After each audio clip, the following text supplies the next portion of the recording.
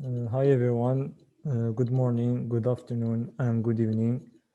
I would like to welcome all of you to the second session of our Python training.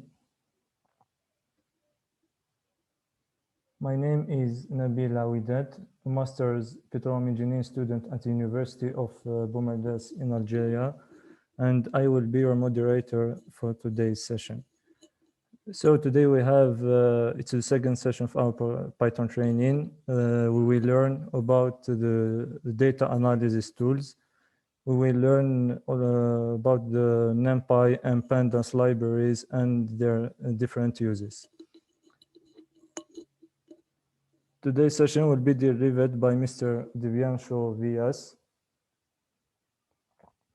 Mr. Divyanshu Vyas is a Master's Petroleum Engineering student graduating this May 2021 from IIT ISM Dhanbad, currently working as a machine learning and data analytics consultant at Dialytics and the CEO of Petroleum from Scratch project with with 1 year and a half of experience with oil and gas applications and problem solving using Python. Mr. Vyas worked on numerous full-scale to mini-scale projects ranging from core reservoir engineering concepts through drilling engineering concepts to oil production engineering and numerical simulations using Python and its packages. Mr. Vyas actively maintains a GitHub repository for oil and gas data analysis and machine learning, deep learning, to help and mentor the community with whatever he learns. So before we start, I would like to remind you to keep your microphones muted and to write your questions in the chat box. So Mr. Vyas, you can start.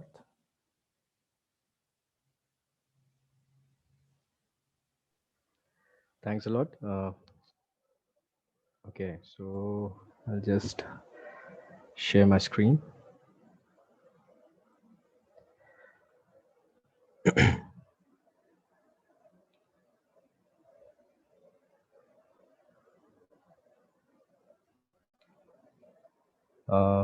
Is my screen visible? Yes, it is.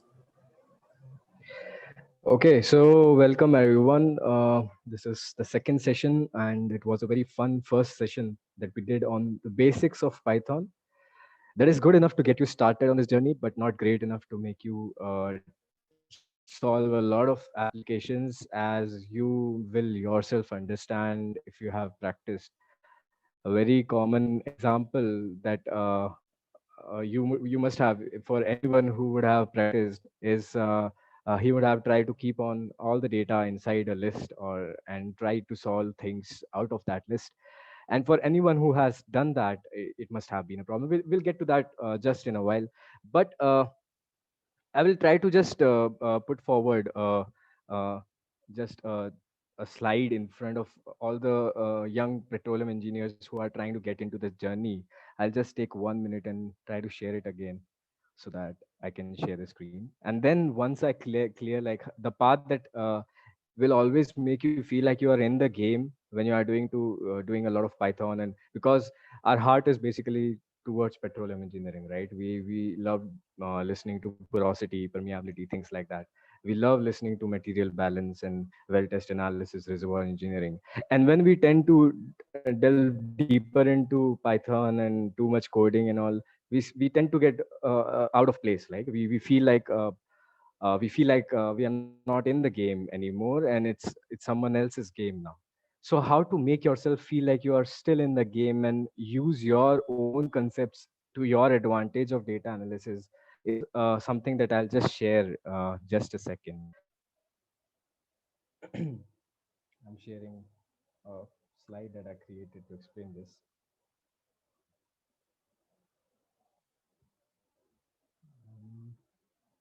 Okay. Yeah. Okay. So I'll share it again. Yeah. So my screen's visible, I guess. Yes, it's visible. Yeah. So this is like more about my experience, how I kept myself motivated and how I kept myself in the game. And when I say in the game, what I mean is you make sure that you apply whatever you're learning. You make sure you rectify and you verify that it is applicable in your field. And as that happens, as you see that, okay, I learned linear regression in Python and I can use it to solve petroleum engineering problems. The day you do that, then you feel like, okay, what's next, what can I do next? So that is something that you can always keep on doing to enjoy this journey while you go on doing, because for some people Python might be boring as it gets about more and more coding. So it is. So what you have to do, you take any tool, be it Python, MATLAB, or Excel, anything. You just take this tool and you learn about the tool. So suppose you have listened to the first lecture of this internship, right?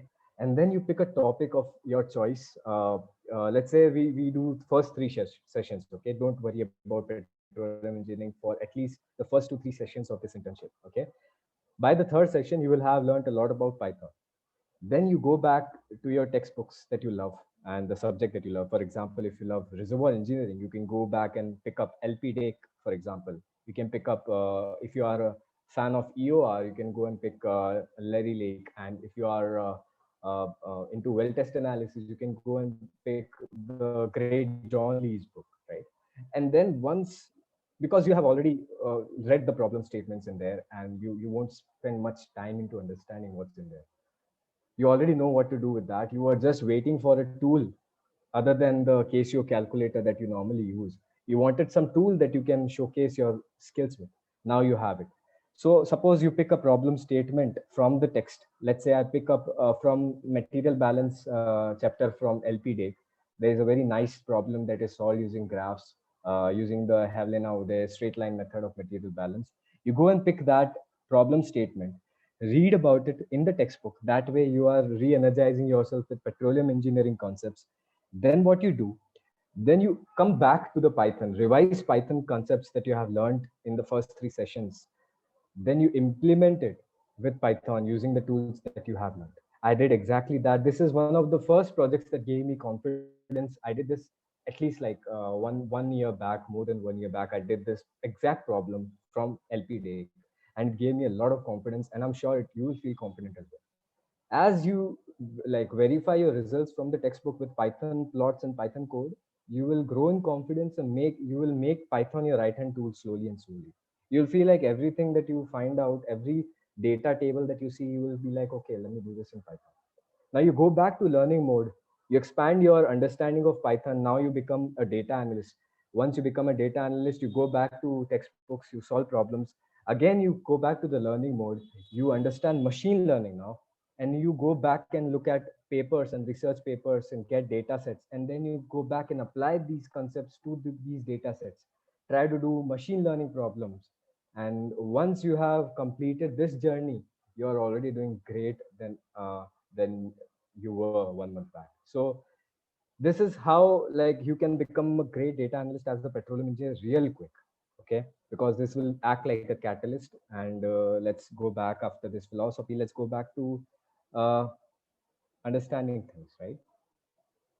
Okay, so let's go back to today's session agenda with that confidence in our heads.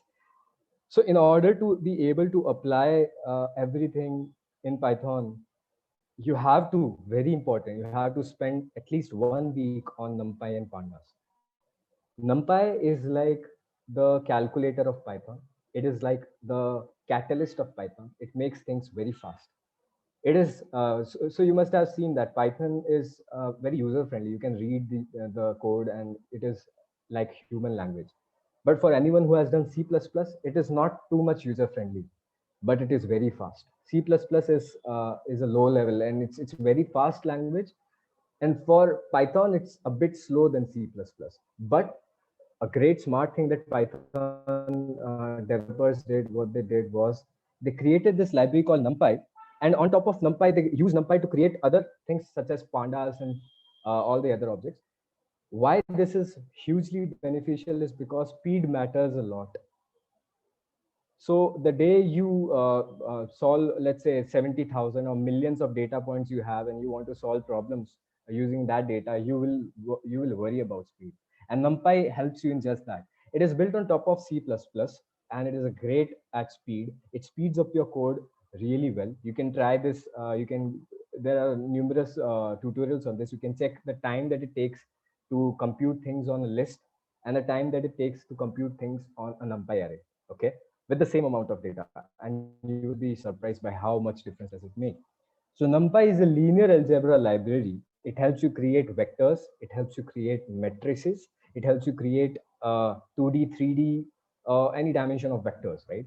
And the reason it is so important for data science with Python is that almost all of the libraries in the Python data ecosystem, they rely on NumPy as one of their main building blocks. Everything is basically made on top of NumPy. The pandas library that you will just see in this lecture today, it is also made upon NumPy. Okay, so it is very important to understand NumPy. Your coding skills will greatly improve.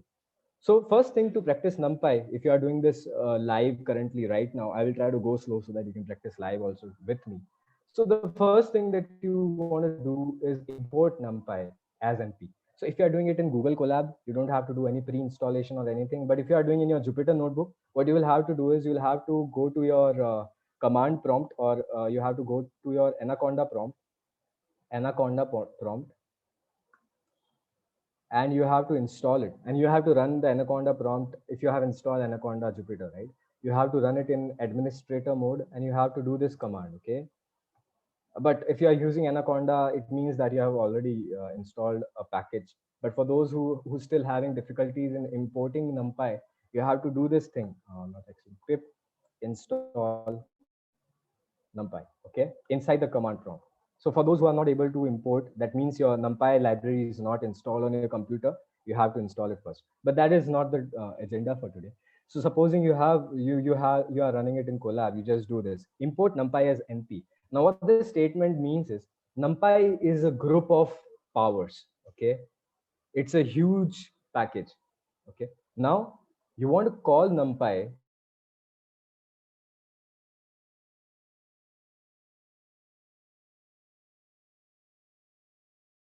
into your code. Yes, like NP is more like the variable name, or the substitute name for NumPy. It's nothing else. You can go with just this much, import NumPy. You can go with import NumPy as NP. You can go with import NumPy as N. It's on you. But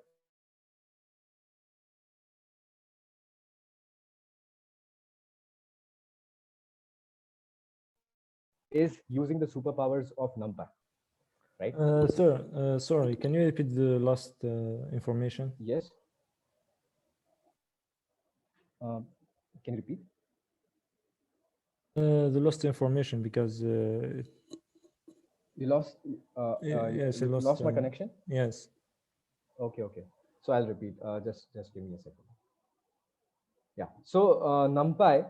So you see this statement, right? Import NumPy as NP. So what this statement means in short is you are importing a library called NumPy. When I say library, it is a package of commands. It has a lot of commands in it. It has a lot of powers in it. So you have to call all those powers into this current black screen that you're seeing, right? This code notebook, we call it. So that the computer, this notebook knows that, okay, we need NumPy in this code. So we have to import NumPy first before using it. So to import it, we import it with a substitute name called NP, right? So we import NumPy as NP, we do shift plus enter. Okay. Next up, what we do is we understand why do we need NumPy first before moving on. Okay. So suppose in the last lecture, we read about lists. So suppose we have stored porosities in a list. Okay. Now suppose my code requires me to square the porosity. Now what this command we are trying to do in this command is we want to square every term, or we want to raise every term to a single power. So we want to do something like a term by term manipulation. So if I try to do this using a list, because porosity phi right now is a list, it gives an error, because lists are not made for mathematics. Lists are not made for computation. So that's why you need NumPy. So in order to do the same for someone who is still interested, okay, I still want to do it in list, no matter what. So you have to do something like this for p in phi. So this will also give you a revision of for loops. So for every porosity p in the list phi, you can, what you can do is p equals to p square, something like that. Okay, so that will square every term up. And if you go back and you check whatever is there in phi, you can see now, just a second.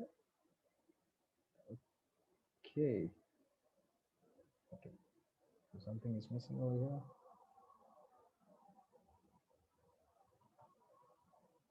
Okay, yeah.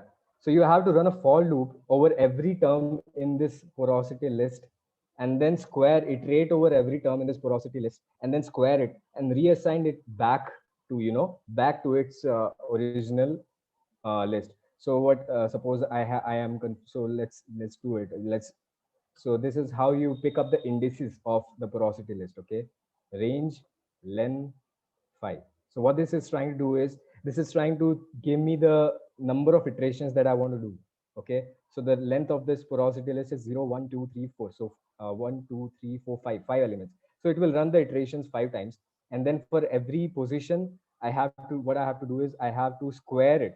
So phi at I is equals to phi, which was initially at I. You have to just square it and replace it with the initial value, and then you just run this for loop, and then that updates your porosity list to the square of its own values. So you see, we have already, we have to do a lot of things in order to run this code. Somehow I'm missing out on something which I'm not able to find out.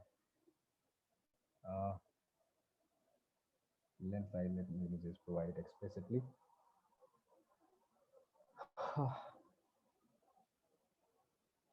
Oh, in, I missed the term in. Okay. So you can see now, this is how long you have to go in order to do this. But cutting it short, today's agenda is looking at NumPy. If you convert this typecast, this list into a NumPy array, you don't have to do this anymore. So that's exactly what I have done. Phi array is np.array phi, and you just square it, phi array whole square, and you can see in one line I have done everything.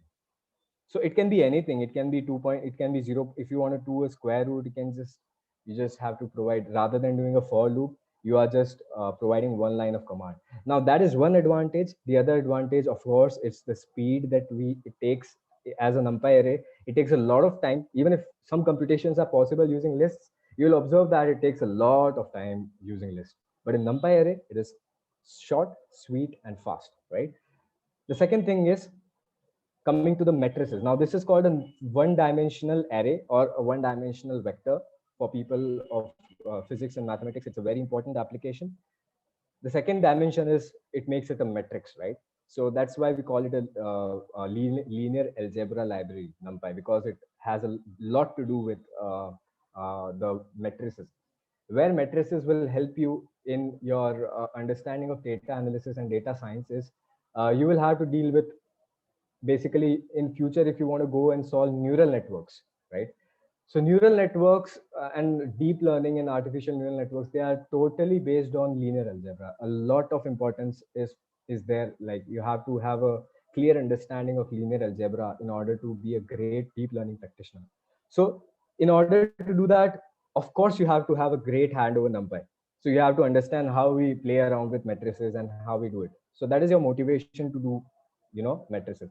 So again, a list of lists is a 2D matrix, and then currently it is in a form of a list of lists.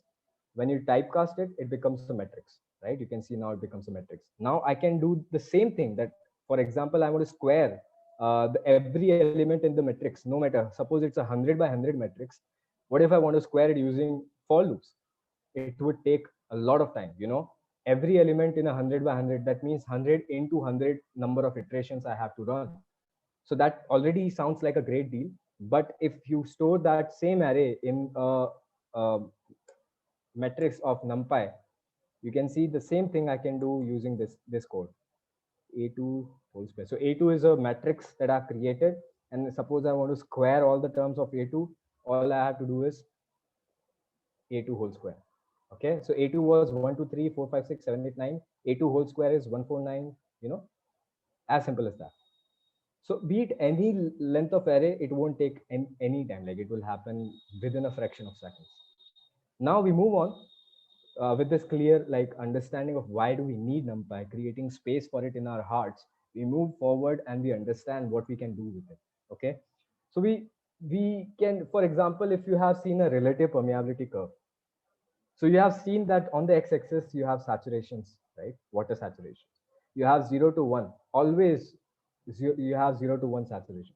So this is something like a NumPy array that you want to create. Now, if you have to create it using list, the x-axis you have to create using list. You'll have to provide yourself data like 0, 0.05, 0.1, 0.15, and you can keep on adding more and more data towards one. But suppose you want to build an array of 100 values, and all you know about that is the starting point and the ending point. So your starting point is 0, your ending point is 1, and suppose you want to do a delta x of 0.005, so that makes a NumPy. So the way you do it is np.arrange. Now you see, this is where we need the term np. Suppose if you had just done import NumPy rather than import NumPy as np, then you would have to provide NumPy, the entire word NumPy over here. Suppose I do import NumPy as n, then I can just do it with, rather than using np, I just have to provide n over here. So that's just something. Now what arrange is like a array with a range. That's why the A. You would have seen the term range that I used in the last lecture. Similarly, if you want to create an array with a given range, that you can do with np.arrange. Okay, you just provide the starting point, you just provide the stopping point, and you provide the delta x. Okay, so you can see, I will just run it in front of you and you will find it yourself. So you can see 0, 0 0.05, 0 0.01, and you can see the delta x is constant. Okay, so that is the main importance of np.arrange. It creates a vector with a common delta x. When I say delta x, x2 minus x1, every subsequent value will have the same difference between these two, right? So this is very important. This makes a x-axis for a relative permeability curve, right? Moving on, what about we want to generate a matrix or a placeholder sort of thing? Suppose we want to just create a matrix of 100 by 100 for now, and in the future I will need to store the data in this 100 by 100 matrix. I have done this practically. It's very important when you do reservoir simulation problems in Python, trying to do finite difference codes, because you will have, let's say, 100 by 100 grid blocks in a reservoir simulation. So in order to store all the data, let's say pressure for every grid block, permeability, if it's a heterogeneous reservoir, you want to store permeability for every grid block, you want to store whatever information, saturation for every grid block. So first you have to create a placeholder for all the grids, right? So this is more like you are creating a set of grid blocks and storing, for now you are storing zeros in it. So you can see I have created np.zeros, 5 comma 5 is the shape. Suppose I want to do 10 comma 10, I can just provide 10 comma 10, and it works for rectangular matrices as well. You don't have to just keep on going with square matrices. So you can see now I can store the pressure values for each grid, initialize it with the pressure values of each grid, and then I can do the finite difference code on this and see how pressure varies for every grid block over time. So that is more like if you're interested, you can connect and we can discuss how we do it in Python. But that is something like a more practical application of why do we need a quick way to create a matrix in Python, right? Similarly, if you're not interested in zero, suppose we want to multiply every term with another value, just it becomes a constant matrix. Then zeros won't help. Then we need ones, right? Suppose I want to create a simulation model of a reservoir, and I have to then initialize it with the initial pressure of the reservoir, because suppose my reservoir is 5,000 psi at the initial point. Then how can I create a matrix with each grid block having 5,000 value? This is how I can do it. Suppose my reservoir is, let's say, 10 by 10 grid blocks. Okay, so first I create np.ones. Okay, now everything is so I'll call it the pressure matrix, pressure matrix. Then let's say my initial pressure is 5,000 psi, 5,000 psi. Then all I have to do is pi multiplied by or let's say p multiplied by pi. It's one and the same thing. Just what is this? Yeah, pi. So what's happening? So that's it. Now if I see the stature of my P, it becomes something like this, which is basically nothing but every grid block having the initial reservoir pressure. Now I can apply the finite difference reservoir simulation, and I can vary my, like I can try to see how the pressure varies in each and every grid block. Okay, so this is too far-fetched, but it is good enough to understand why do we need it in first place. Moving forward, suppose now we have understood what np dot arrange. Now we have looked at how we can create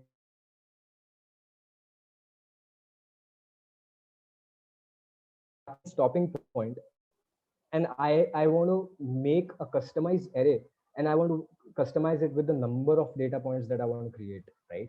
Suppose I want to create a x-axis of saturation, and I want 100 data points on x-axis. So this is something that we can do using this. So you can see np.linspace start stop num equals to 50. So what that is, np.linspace creates a linearly spaced array. It starts at 0, it stops at 10, and number of data points. So basically, you must have already understood that it will use the initial and the final and divide it with 50 in order to find the delta x that we had to provide explicitly in np.arrange. Now it does it by automatically himself, like you can see. Suppose I do it with 0 to 1 and I want 50 or let's say 100 saturation points. So you can see this makes my x-axis for saturation of water, right? So moving on. Okay, now what if we want to create, I have never used this basically, but what if we want to create a identity matrix in Python? So this is how you do. It's called I, more like I, right? I for E by E. So because an identity matrix is always a square matrix, you don't have to provide two parameters for the shape, you just have to provide one parameter, right? So if I want to provide a 5 cross 5 identity matrix, all I have to do is provide the 5, right? Now moving on, this is very important. NumPy is random number generation capabilities. In a lot of machine learning tasks, what you'll have to do is you'll have to fix, you'll have to generate data for yourself. For example, suppose you know the range of two things, like you know the range of porosities and you know the range of permeabilities, and there is a section of data which is empty in your table, and you want to fill the data in that section using random numbers but within a given range. Suppose it's 5 data points, then you can yourself do it manually. Suppose it is 5,000 data points that you want to fill it, and the entire data set length is 1 lakh. Now, removing those 5,000 rows just because two columns did not have data would be a foolish thing to do. So what you do is you do random number generation and you fill in the data points using those random numbers. So that's the practical application of why you might need random numbers in the future. You might want to do statistics in Python. You want to do plots of normal distribution, Poisson's distribution, standard normal distribution. You want to see what standard deviation means. You want to see what a median means. You want to see what a percentile means. Everything can be taken care of if you understand how to generate random numbers, right, in Python. So suppose I want to generate, so in order to do anything related to random numbers, you have to provide this np.random first, and then you provide all the steps after this, right? Suppose I want to generate 3 random numbers using a uniform distribution. What a uniform distribution in 0 to 1 looks like, it is nothing but a horizontal line, or almost like a distribution which has values around, uh, like 1 upon b minus a, right? You can just go and look at what uniform distribution means, right? You can see this is the uniform distributions for 2 points between b and a, right? So all you have to do, so this is just one example of generating. By default, it takes into consideration the uniform distribution. So this is the way to generate the random numbers that follow a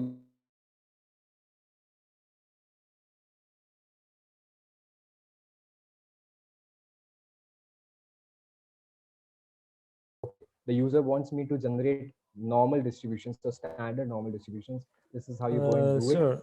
Sir, you got disconnected again. Can you repeat the last sentence? Uh, Did I get disconnected over here? Yes. Okay, thank you. Okay. Yeah. So yeah, so np.random.rand generates, and this 3 means the number of points that you want to generate or the samples that you want to generate. So you can think of it like this. The computer already has millions of data points in its store, and you just want to sample out any number of values from that basket. Okay. Now, when I say basket, the computer can have different baskets for different distributions. One basket can be from normal distribution. One basket can be about uniform distribution. One basket can be, so when I say for now, for starters, you can treat distribution just like a different, a set of numbers having a particular quality. They are following a particular function, right?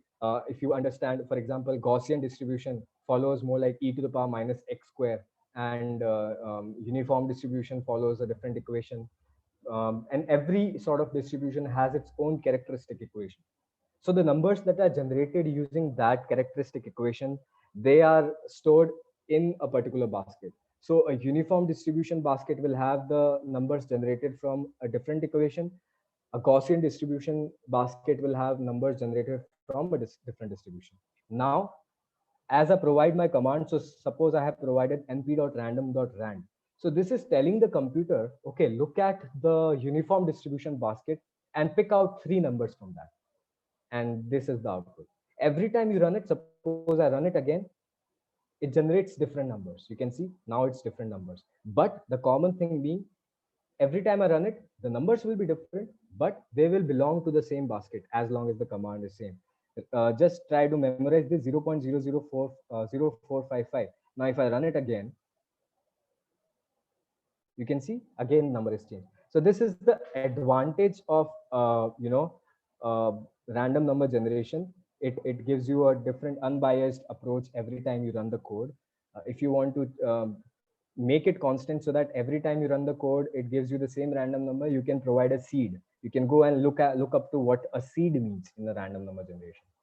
So this was about uniform distribution. Similarly, you can generate 5 samples from a standard normal distribution. And you can, suppose if you want to, this is about generating a vector. Suppose if you want to generate a matrix of standard normal distribution, this is again a matrix. So you can play around, you can generate, let's say I want to generate a huge data. This is called a synthetic data set. Suppose I want to 7,000 by 7,000, 7,000 by 5. Okay. Now you can see, bam, it did not take like even a second. So so 7,000, it already makes a typical synthetic machine learning data case for you, right? So if you know what your data looks like, you can create your synthetic data and play around with machine learning algorithms on your own data, right? And this is how you generate it. I have done it a lot, playing around with linear regression. You first generate random data of X, random data of Y, and then you fit a linear regression model in that, and you test a machine learning algorithm of linear regression, and then you play around with it. Who cares about the data sets? Who cares about everything when you can generate the data on your own, right? This is just for understanding purposes. Suppose I want to generate random integers now. So this is the command that does it. So again, to make it simple, it is nothing but a different bucket which just has, integers in it. And this command is telling the computer, okay, take that bucket and take this range. Low is 1, high is 100. So take this limit and find out 10 integers from 1 to 100 for me. Now you can see 33, 29. If I run it again, it will give me different integers, right? So this can be how you generate random integers. Now, how to see what your shape is. Suppose you have imported a data set. I will tell you how to do that just in a few minutes.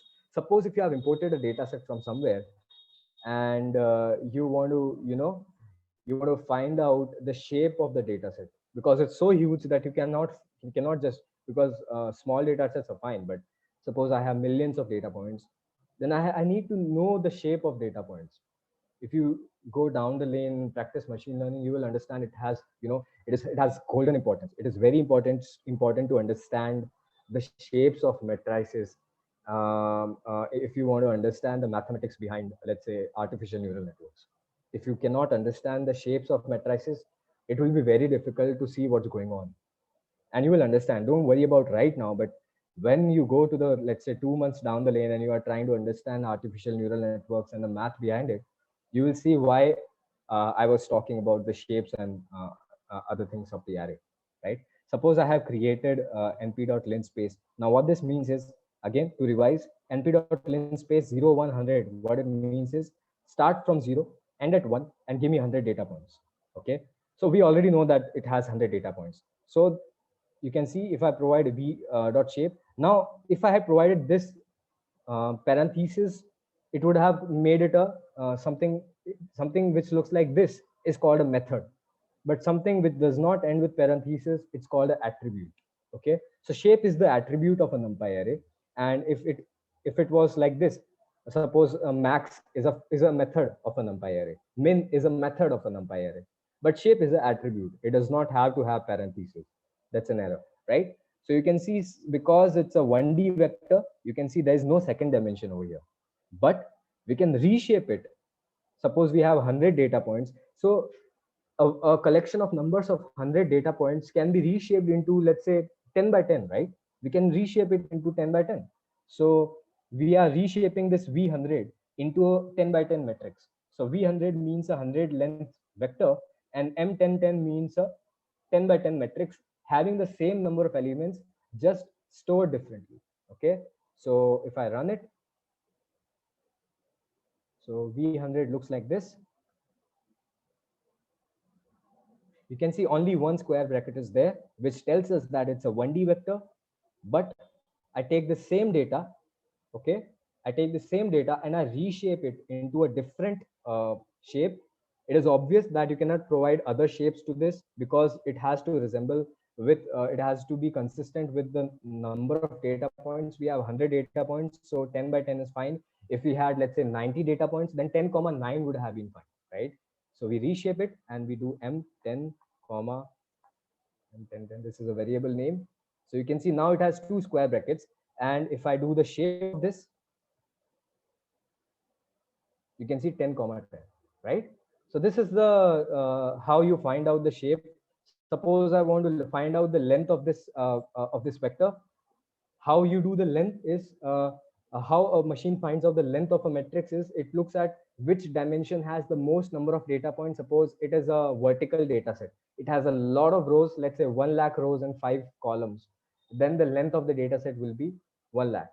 Suppose it has 1 lakh columns and 5 rows, then the length of the data set will be different, right? So this is how you find out the length. Now there'll be a lot of cases where you want to find out the maximum value in an array, the minimum value in an array, the index position of the maximum value in the array, and the index position of the minimum value in the array, right? You can use this notebook as the reference later on when you solve various machine learning problems, and you can use it. No one remembers code in machine learning. Just tell yourself that. It's not about remembering, it's about understanding why you need it and knowing that there is something like that that you can do. Suppose you take away that argmax and argmin are there to help you in the future. You don't have to remember the code at all. Okay, you just have to remember what they do. So suppose I create a random array of integers, okay, of having 15 values. So I have this random array. Now I want to find out the minimum value in this array. So you can see 2 is the minimum value. When I ran it initially, it had 8. Again, random number generation. Now you see initially when I ran it, it had 48 as the maximum value. When I run it again, it has 46 because I ran it again. So I have found out just a quick code and I find out, suppose if there were millions of data points, again, quick code and you find out the min and the max. Now, what if I want to find out where this 2 and 46 are located? Very important. So all you have to replace this min with is you replace it with argmin. Okay, you replace it with argmin and you provide this array inside it. And 4 is now the index position where your 2 is located. Now, if I just index the array, remember indexing from last lecture. Indexing for lists is very similar to indexing for arrays. So I have found out the position for minimum value in this array. I provide this position in a square bracket, which is the indexing. And you can see when I run it, okay, the index is now different. This is from old. So index is now 2. Just a second, just a second.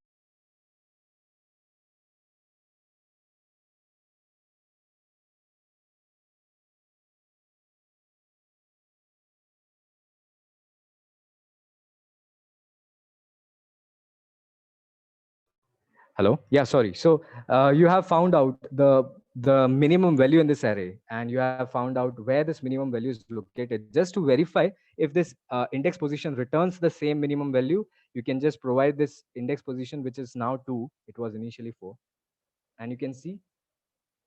Uh, oh, it is okay. Something's wrong over here. Suppose this is my array now, and I do the np.argmin for this array. Okay, and I take this index and I provide this index inside my, I provide this index into my RANAR.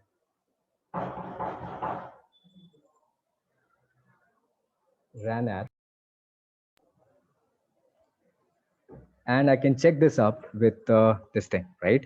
I can check this up. And you can see that this thing gives me the minimum value again. So this is how you can play around with the min max and the locations of min and locations of max, right? And you can keep going on with these values. Okay, moving on, indexing, selection, and broadcasting, they are very important in NumPy arrays. So indexing is, again, it's very similar to the indexing of lists that you have learned in the last lecture. We don't have to go around it again. You can just go around the code that you can see. This is how you index the 7th position or the 7th index of this array. This is how you index a range from 0th position to the 7th position in the array. And this is how, suppose, now this is a very important point that I would like to share with you. The slice of an array is the view of that array itself. I'll repeat that. The slice of the array is the view of that array itself. It's not a separate copy of that array. When I'm slicing this, I'm taking the same array and bringing it in front of you, but just a portion of it. Why this is important is, while doing codes about NumPy arrays, if you initialize, if you provide, let's say if I take, let's say I do code like this, I take the 0 to 3rd position of the array and I store the value 1000 into that. This 1000 will be reflected in the actual array. It will not just be reflected in this slice. It is not a copy. It's the reflection of the actual array. So when I run the actual array ARR, you can see the first 3 elements are 1000. And this can create a lot of problems in your code if you don't know this, because you are thinking that, okay, I'm just playing around with a different, just a section of this array, and it won't cause much. But in your mind, you are thinking that my actual data is preserved, which is not the case. Your actual data is not preserved. If you are playing with the slice, the actual data is not preserved. So in order to solve that problem, what you can do is you can first create a copy of that array and then slice it up and play around with it. Okay, so this is a very important point to always remember while you are doing data analysis projects, in order to actually preserve the actual data set that you have. Otherwise you will end up modifying it and the data will lose its position and it will cause a lot of problems in the future. So that's one thing. And this is called broadcasting. This is called broadcasting. You can see just one line of code and I can initialize, let's say 1000 slices, 1000. Suppose I have million, I have a vector of million length.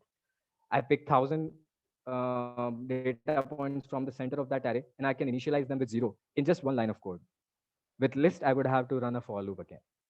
I'm tired of saying, but arrays are the future. List, you can just forget it. Okay, so let's moving on. This is the 2D array, already talked about. So indexing a 2D array, yes, very important. How you index a 2D array? Look at this thing. In order to index a 2D array, you provide the row min to row max and call min to call max. Okay, row min to row max, for example, this is my array. 0 row, so the first row is the 0th row, the second row is the first row, and the third row is the second row. I hope you know what that means. I'm talking in the indexes. So 0th index, first index, second index. Again, 5, 20, 35 are the 0th index columns. 10, 20, 40, 25, 40, they are the first index columns. And 15, 30, 45, they are the second index columns, right? So you have to provide the indices. Suppose I want to find slice out the first two rows in my array, right? So I have to provide the row min to row max plus one. Actually, suppose I want to find out up to the, I want to print the selected section of this array. Okay, what I have to provide is 0 to 2. So that 2 will not be included. It will just take the 0th row and the first row and ignore the second row. Okay, so you always, the right extreme always has to have one more than what's required, because the right extreme is the one which is not included. And call min to call max, suppose I want to, if I just don't want, I want all the columns rather than just a section of columns, I can just provide, rather than call min to call max, I can just provide this thing. What this thing means is, take all the columns that are there. The same applies for rows. Take all the rows that are there and provide call min to call max. Okay, so this is just an example. You can see 0 to 2. So this takes in 0th row, first row, and this takes in all the columns starting from the first column. So you can see 10, 15, 25, 30. 10, 15, 25, 30. So this is how you play around. It will need practice, but you will get very perfect at how you slice and play around with this. Now, this is a very nice example on something very powerful you can do. This is more like filtering data based on a particular condition. Suppose I have stored the marks of all the students in a particular class. Suppose the class has 1,000 students and the marks are between 1 to 100. And I've stored them in a NumPy array called marks. Okay. And I can see the marks like this, where index position means the roll number of a student. You can see the first student just got 36 marks, and more like this student did really well. He got 90 marks. Then the faculty supervisor tells that 75 marks is the cutoff to get into the next class, and you want to filter out what were the people who scored, how many number of people scored more than 75. You can do that using this code. So this is a lot of data points. All you have to do is do this. So take out all the marks given that marks is greater than 75. This is as simple as that. This is called masking. So what that does is, if I just do marks is greater than 75, which is more like the index of this thing, marks greater than 75, it will return a Boolean array. You can see true, false, true, false. Wherever the value follows this condition, the truth value will be true. Wherever the Boolean fails this condition, it will be false. And once I take this as my index, it only prints those positions of data where the truth value was true and not false, right? So you can see 84 and all the data points. And if I find out the shape of this array, I can see that 239 students out of 1,000 qualified for my next round. So this is very important in data. This is exactly what data analysis is: filtering data and just one line of code. Okay, moving ahead. I have already clarified this. NumPy basically does everything on term by term basis. If you want to do sine theta, cos theta, you can do it all. I provided a link to just look at what NumPy can do. And basically that is the most important task. This was just a teaser. Now we move on to the giant, which is called Pandas, the MS Excel of Python. Okay. So it's a short thing because we have spent a lot of time on NumPy. That understanding is helping us a great deal already in understanding pandas. Again, in order to import pandas, you have to import pandas as PD. Okay, you have to import it. You can import it with import pandas simply, but again, why write pandas everywhere? Okay, so the pandas library has two products basically. The first product is series, and the second product is the data frame. Okay, and if I write the sequence of the sequence in terms of the maturity or the how, the more advanced, the higher, the better. So the simplest is NumPy array, but the NumPy array lacks in the fact that it does not have the names. Suppose I want to name every position. I want to name not by just index 0, 1, 2, 3, but I want to suppose in the college, every student has a roll number. What if I want to provide the roll number as the index, explicitly provided? So that is not possible in NumPy. So if we could name every element of NumPy array, that would make a series. Now, if we have multiple series and we could store all these series in a like Excel sheet or something, but in Python, that is called a data frame. So you see, the simplest product is NumPy. The more advanced one is series, and the best one is data frame. Okay, a combination of NumPy makes a series. A combination of multiple series makes a data frame. So that is just to remember things. Okay, so you import pandas as PD. These are the values that you want to store, and these are the labels that you want to store these values with. And I store them. This is how you do. So you provide the values and the labels. Suppose these are the names of the people, and these are the let's say the number of cars that they have, and you want to store this data in a singular series or something like that. Series is more like an Excel sheet having just one column. Okay, so this is the name of people, and this is the number of cars they have, and you store them in the series by this command pd.series, and you can see this is the data. 1 2 3 4 5 is the data, and abcde is the label for that data. Okay, so there are two things, label and index. So label is more like the what you see right now, but in the background what's going on, it still has an index like a numpy array. So a series is a numpy, it possesses the powers of a numpy array, just that it has the additional power that you can also have labels. 1 2 3 4 5 have their indexes like a numpy array would. One is at the 0th index, two is at the second like the first index. But the additional power that this object now has, because it's a series, is that it has labels as well. Okay, and suppose you want to call the first, like you want to find out how many cars that the person named A has, all you have to run is this command. You can see we can now index a series using a label. Till now we were doing it with just the index, but now we can do it with a label. Okay, so this is all about series. You will rarely use series in your data analysis projects, but then we get to the main task, which is data frames. Suppose I have this data from the last lecture. Suppose I have the rock data. I have the porosity, I've stored it in a dictionary. So I have a list of data. Now that I know numpy arrays, I can also use a numpy array rather than a list. But you can see I have stored 5 as the porosity. 0.05 is the porosity of my first rock sample, and just goes on blah blah blah.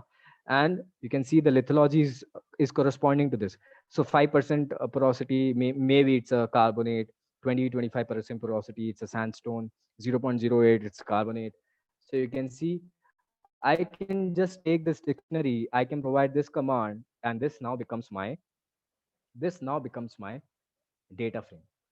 Okay, so this is exactly what a data frame is. When I said it's the MS Excel of Python, I meant it because it starts with a tabular format, and then you can play around with things that you do in Excel, you can also do with uh, this. And because it's built on top of NumPy, it will be quick, very quick, right? So suppose I want to just print this column, the lithology column, I can do it with this command.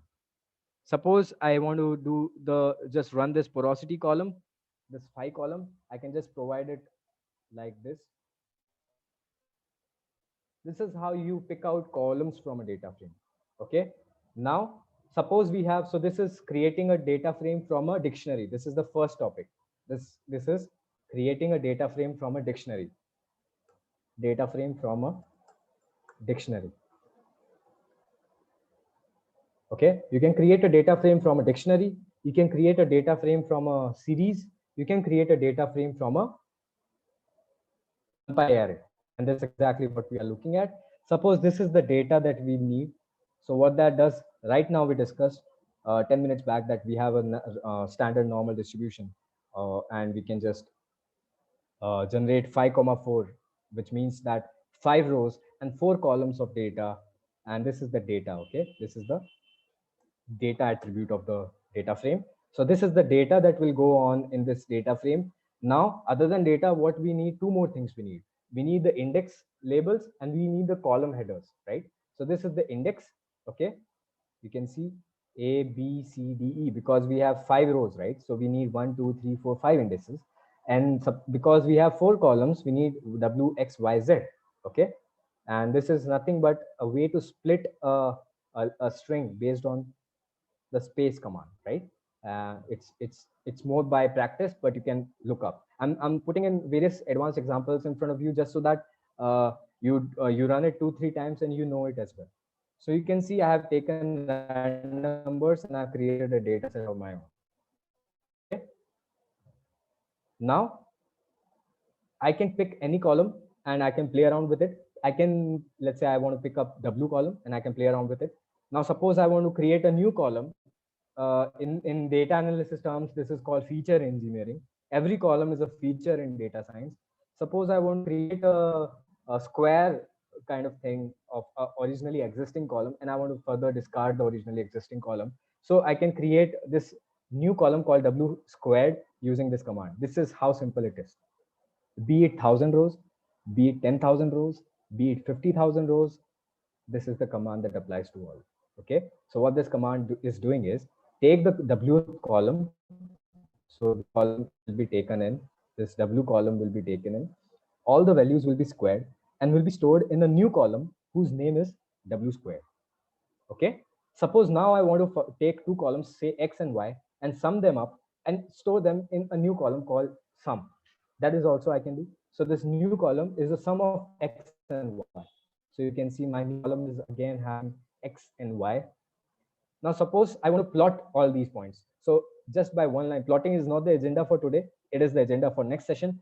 But this pandas library also allows you to plot. You can see how these, suppose the indexes were not A, B, C, D, but they were more like time or the date.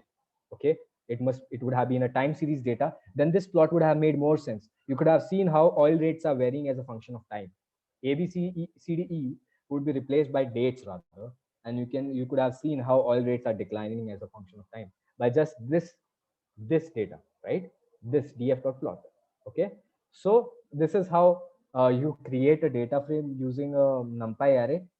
Lock and ilock, just 2-3 topics left for today. So lock is how, you have seen indexing and slicing for NumPy arrays and all. But now in a data frame, we have two more properties. We have index columns, index names, and we have column names. What if we want to access the data of the data frame using these two attributes? So that's why lock and ilock are there. Suppose I want to pick up the B row and the C row and the X column and the Y column. So I can do it using this. Okay, df.lock, because now I am playing with names, labels. I have to go with what starts with L, which is lock. If in case I wanted to do it with indices, I would go with ilock. They do the same thing. I repeat, they do the same thing, but it all depends on how you want to play the game.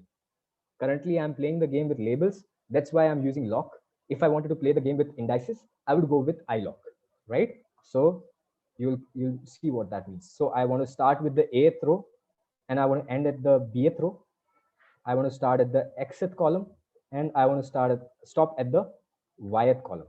Just that, the difference being, like you would have seen in slicing, this thing, whatever was on the right was not included, but in lock, it will be included. In ilock, again, it won't be included. So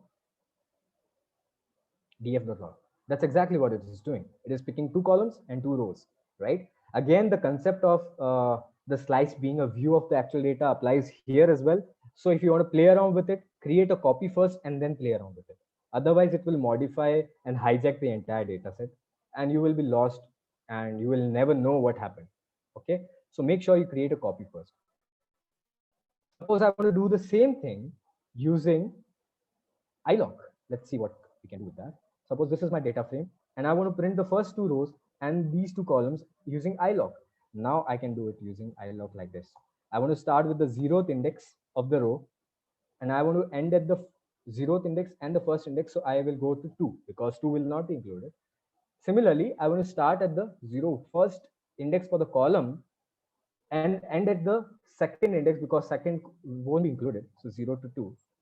And you can see again the same data is printed.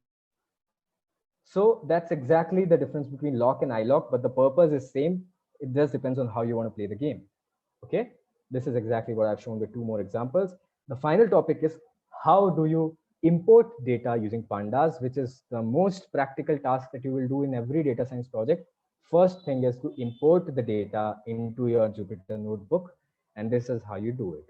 If your data is stored like a comma separated value file, what is a comma separated value? If you see an Excel sheet, you replace every vertical line with a comma, it becomes a CSV file.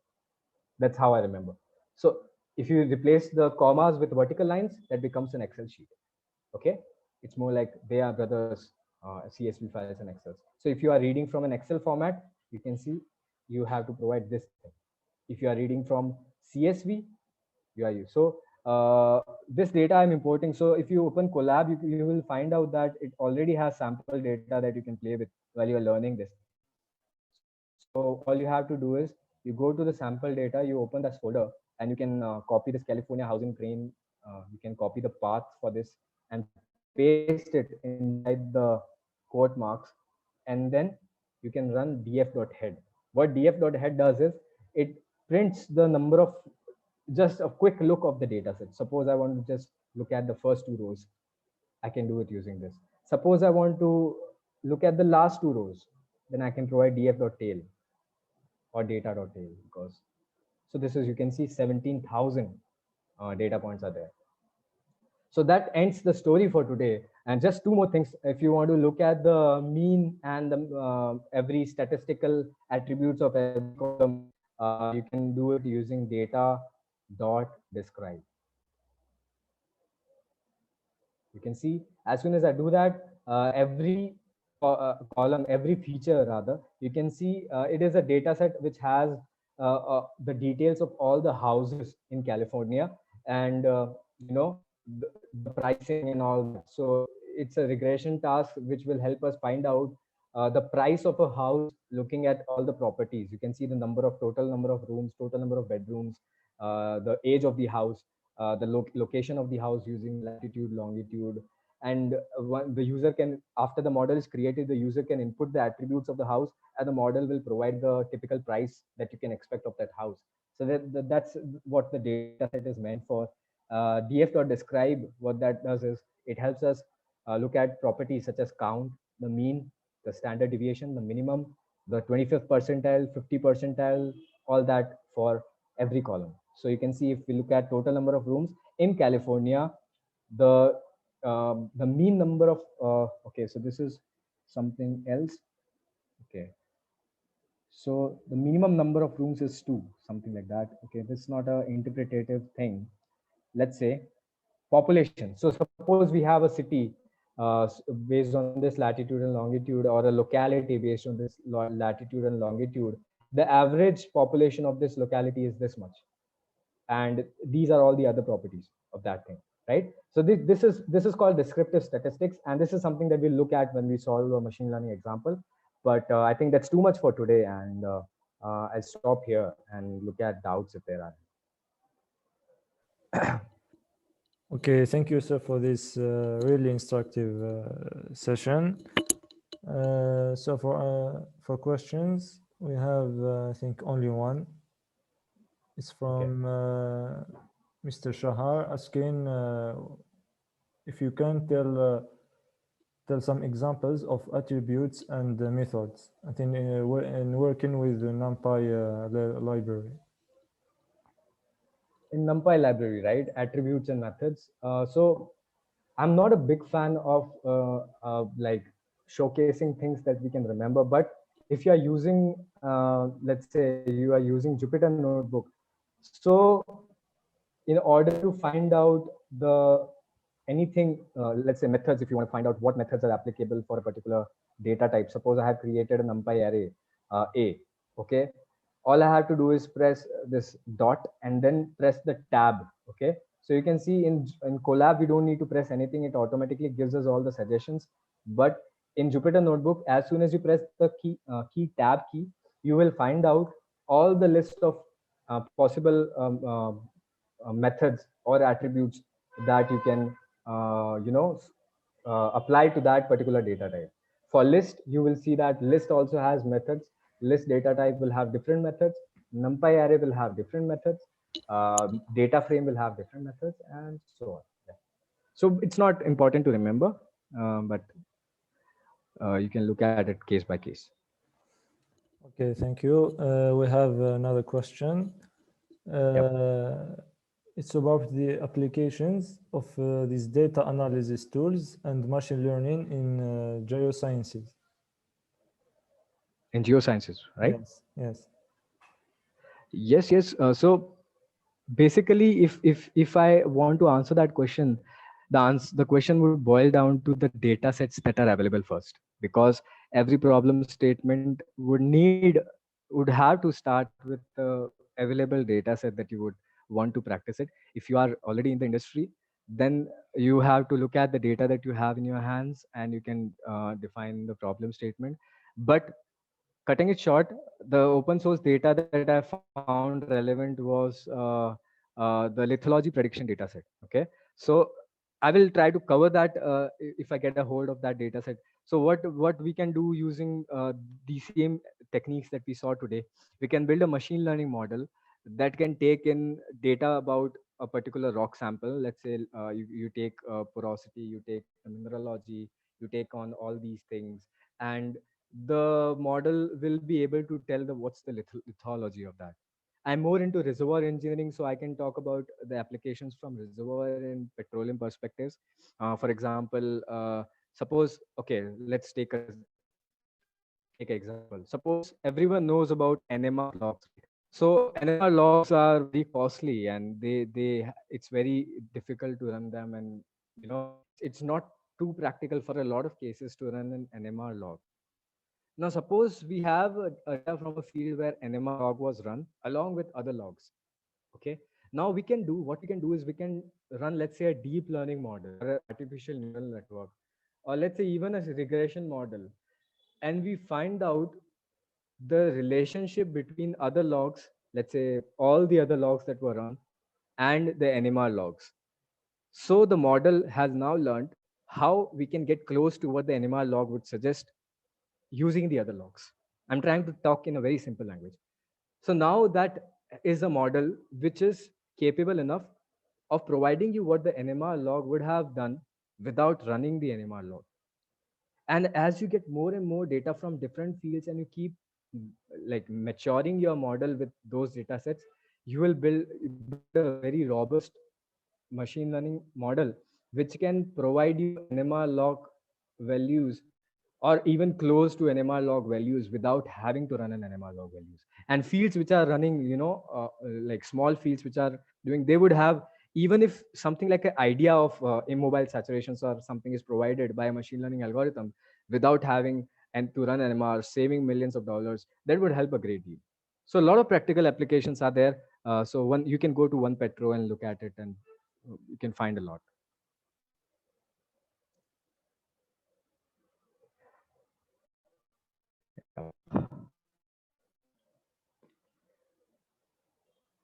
Do you have questions? Sorry, thank you. I think we have we can take one last question. It's Yeah, about the conditional selection of columns. How can we select two columns, for example, population and households, according to some conditions? For example, if the housing median age is greater than 20. Okay, so I think it's a long question. Is it there in the chat? Yes, it's in the chat box. Okay. Yeah. In pandas, how can we get two columns, for example, population and households, if we have a condition, for example, if the condition is housing median age Yes, it's this one. is 20. Yeah. Yeah. So if I want to be consistent with today's lecture, suppose we are talking about, let's say, this column, housing median age, right? Housing median age. I have found out that the median, which is the 50th percentile in housing median age, is 29.00. Okay. I can take this. There is also a NumPy facility which gives me some NP dot percentile. You can see NP dot percentile. I can put in the, let's say, I suppose I have a column from this data set. So the column is housing median age. So I take this column, data, housing median age, and I want to find out, because I want to find out, as per the question, I want to find out the median. So I provide the 50th percentile. You can see 29.0 is the 50th percentile for my housing median age. So I provide this, let's say HMD 50, HM housing median age 50. I provide this into a variable. Now what I can do, I can take this column again, data, housing median age, and mask it wherever HMA, this data is greater than 50. Okay, so if I just run first like this, HMA50, you'll observe that a Boolean series is coming up. And as you might remember from today's lecture, I can just mask it up, the entire data set. Bam. Now this data set has all the data given the condition that the median age of the house is greater than what this condition specifies. So I hope that gives an idea. You can expand this understanding to now, if I want to just print the housing median age column as only, I can do this, housing median age. And that's also the case, right? You can see all the data points that are listed now are following the particular condition. So that's exactly how we do it. So I have taken housing median age greater than 20. It's already greater than 20. So that part, I guess, it's not important. Yeah. So do we have? Okay, I think we are at the end of our session. Thank you very much, sir, for this. Really, for this information that you shared with us today. And I enjoy that. I hope that you enjoyed assisting today with us. I would like to remind you to stay updated on our LinkedIn group and to do your quizzes on Canvas when they are available. And thank you. Just one update. Like I did in the last lecture, I will share this notebook as well in the same GitHub repository. So I will share the link if you can share in the LinkedIn group or something. So we will do that. Okay, thank you. Okay, thank you. Okay. Thank you, everyone. Thank you. Thanks, everyone.